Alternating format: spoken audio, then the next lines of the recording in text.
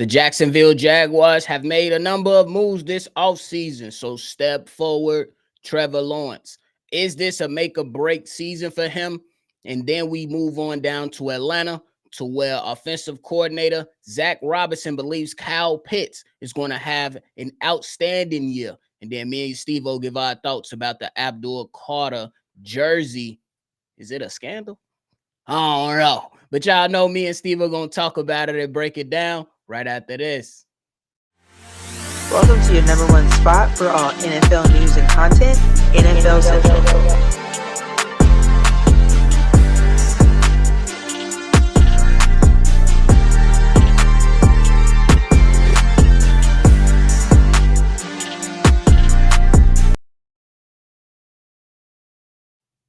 What's going on, ladies and gentlemen? Welcome back into another episode of NFL Central, your number one spot for everything NFL. I'm your host here, Bobby, joined by Stevo. What's the word, big dog?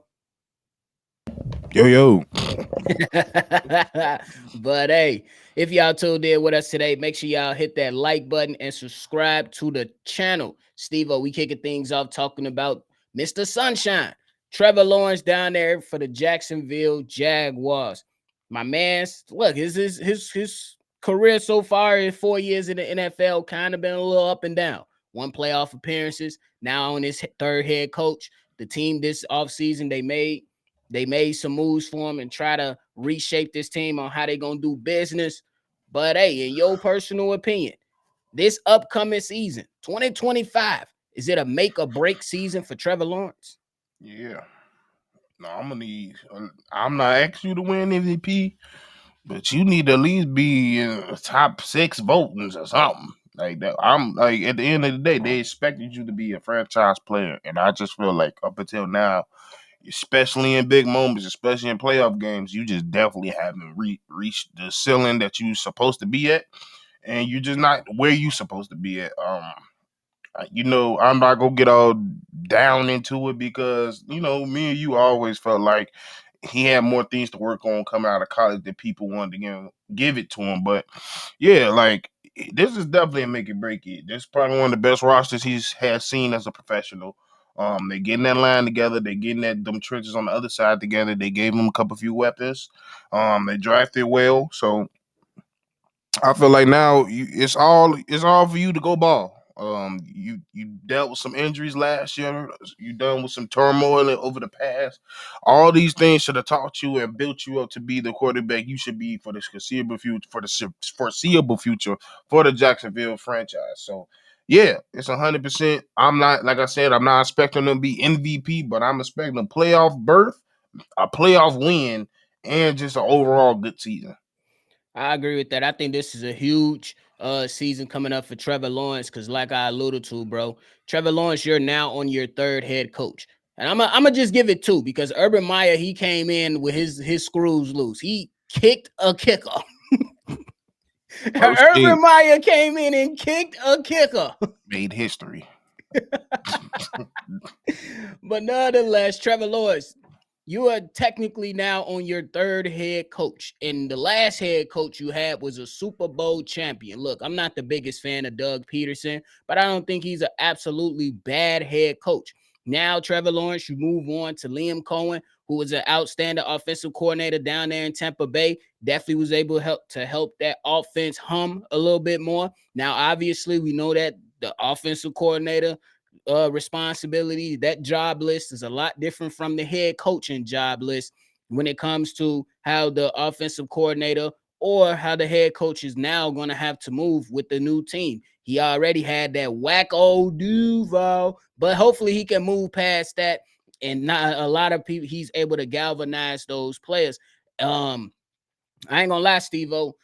One of my big concerns going into this season for Trevor Lawrence is that shoulder injury.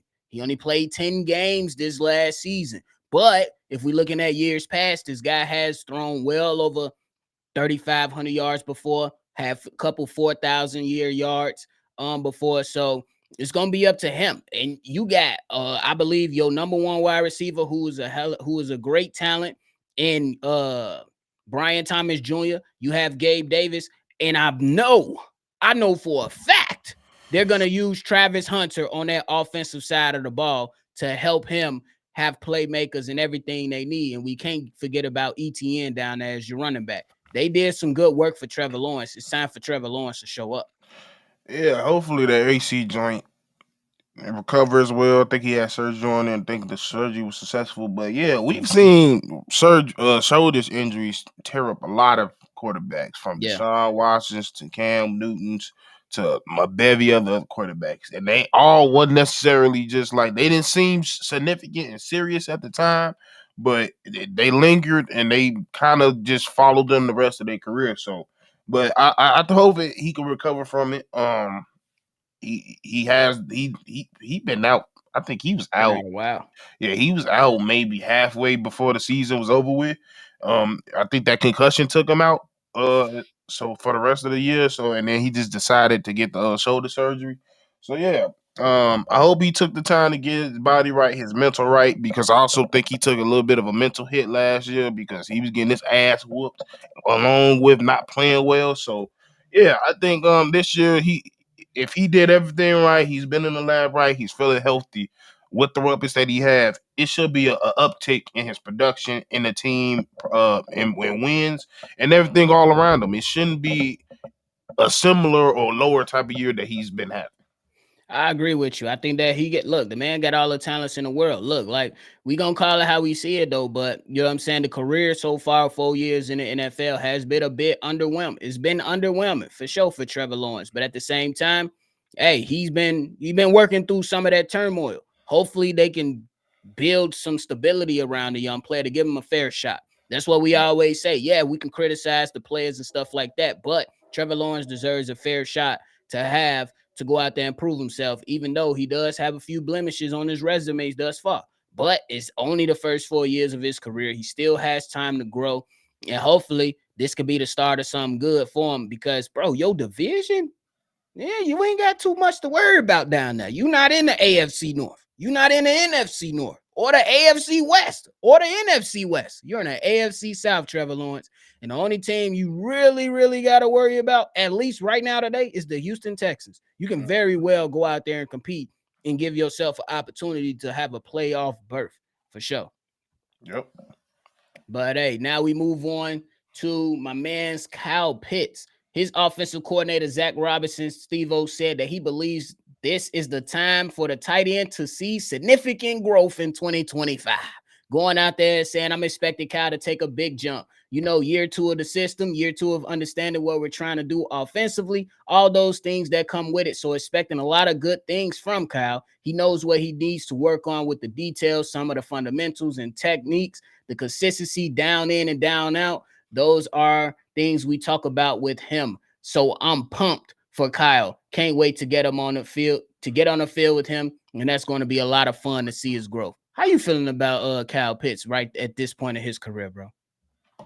Man, he ain't lived up to what a fourth pick of a tight end has been. And Woo. I think a lot of us kind of felt like him coming in will be a tall it will be a tall task, especially with how the team constructed. Everybody knew a tight end wasn't necessarily the number one need that they needed on that team. But they went best available, and he was one of the best available. But y'all didn't have a quarterback for the longest. Y'all line was iffy until y'all recently got together. Y'all, excuse me, you just got a run game finally, and you still seek your weapons on the outside. So like, I mean, like, tight ends can either be somebody that can make your offense or just be there. And for the majority of his years, he's had some good moments, but he's just been there. So like, he can say all this shit year two into the system. He should feel more comfortable. All that is true and nice and dandy. He got to put it on wax because that's the one thing he hasn't really done consistently. He's put great production on wax consistently. And until he does, everything they say about Kyle Pitts, we just gonna be like, yeah, all right, until we see it. Absolutely. Stevo, turn your camera on and turn it off and turn it back on. Gotcha. But yeah, bro, I definitely agree with you. I think that this guy came in as one of those great talents out here, and he didn't necessarily live up to it. I mean, outside of year one, you look at him and you say, I bet he's good. But then after that, you're seeing production like 356 yards, just on 28 receptions, only played 10 games though. And then you see 53 receptions for 667 yards. That's not too bad for a tight end. And then you're seeing 47 receptions for 602 yards. So it's been a little up and down for him. And but to your point, you gotta show up, bro. Don't nobody want to hit. Yeah, like I understand you're gonna be sharing your receiving, and the usage is gonna be tailored towards Darnell Mooney. You're gonna be looking at Drake London and stuff like that.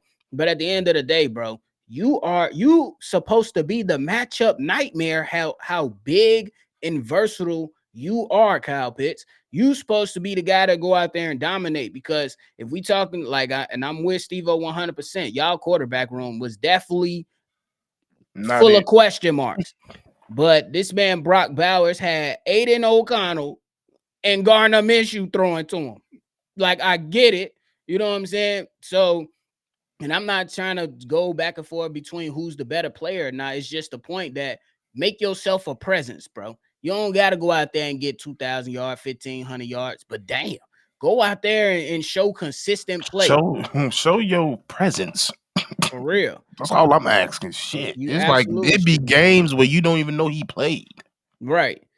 And that's unacceptable. The way that we seen him come into this league, especially year one, with some of the things he was able to do, we like, bro, he gonna be a matchup nightmare for years and years to come. These last few years, I ain't been seeing that same effort you came into the league with. Now let's hope that Michael Penix Jr. can go out there and find you a little bit more, and we'll see what's to it, and then we'll be able to make a determination like that. But Kyle Pitts, hey, your OC said it best. Second year in the system, second year of understanding. Now it's time for Kyle Pitts to actually show up and rise to the occasion and show us what he's made of, because he can very well be a matchup nightmare for anybody that's on the opposing defense, depending on how you line them up. Yep. Straight like that. For real. But hey, the last topic of the day, man, we got to talk about my man's Abdul Carter, Steve-O. My man's Abdul Carter went out there and asked Lawrence Taylor for 56. They said no. Then they went out there and asked Sims for 11. They said no. How you feeling about this whole Lawrence Taylor jersey thing?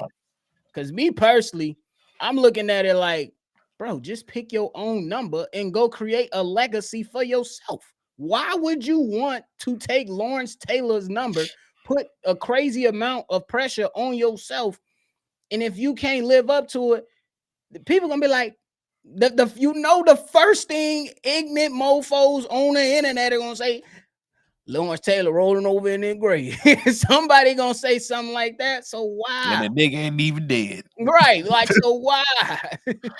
Bro, I would keep it short and sweet when I first saw this. Hell no. Dude, that is one dude that we sit here and there's no debate when people say that's the greatest football player we ever seen. Wow, what? This motherfucker has single-handedly changed. He's the sole reason why a big boy like me was trying to be a left tackle. Why? Because I knew I was gonna get paid. Why? Because he broke a quarterback leg in two on a regular routine play because the left tackle didn't touch him. You ain't broke nobody leg in college. I get it. You a decorated Penn State good, and you got a long line of history following you all the way back to the 1800s. I get it. Y'all got a story franchise. Y'all known for putting out edges, defensive players, linebackers. We get it all. But this ain't the NBA where you could just go ask for a retired number and they might give it to you.